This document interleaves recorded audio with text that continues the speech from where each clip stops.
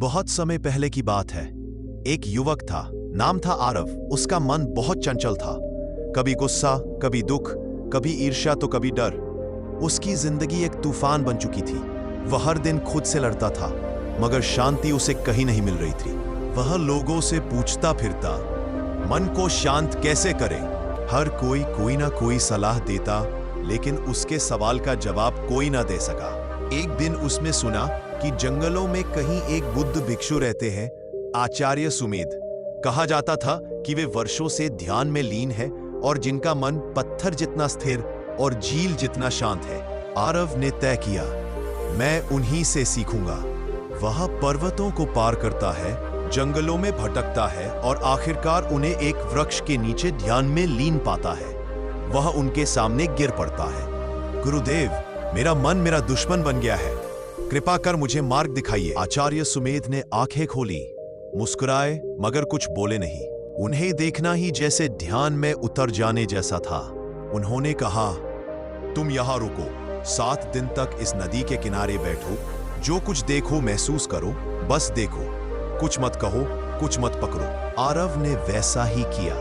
पहले दिन उसके मन में शोर था, ये क्या तरीका है, मुझे ध्यान चाहिए, समाधान चाहिए, और ये मौन की शिक्षा दे रहे हैं। दूसरे दिन उसके भीतर का गुस्सा उमड़ता है, मैं अपना समय बर्बाद कर रहा हूं। तीसरे दिन वह उदास हो गया, कुछ नहीं समझ आ रहा था। चौथे दिन वह थक गया पर बैठा रहा। 5वें दिन नदी की धार में कुछ नजर आया। वह सोचने लगा, ये नदी कभी रुकती नहीं, लेकिन शांत रहती है। क्यों?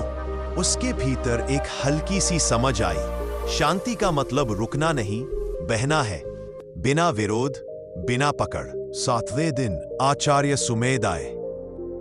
अब बताओ आरव, क्या सीखा? आरव की आंखें भर आईं। गुरुदेव, मैंने पहली बार खुद को देखा। मेरा मन मेरी भावनाओं का दास था। मैं हर भावना को पकड़ने की कोशिश करता रहा, दुख, गुस्सा, डर, और वही मुझे तोड़ते रहे। मगर जब मैं उन्हें बस बहने दिया, सब शांति हो गया।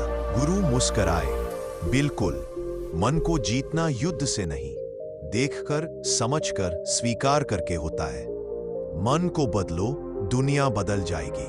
गुस्सा, दुख, डर, ये सब बादल है। तुम बादल नहीं हो, तुम आकाश हो। बस अपने मन को देखो, हर दिन मौन में, ध्यान में। शांति बाहर नहीं, भीतर है, और उस तक पहुंचने का रास्ता देखना है, रोकना नहीं।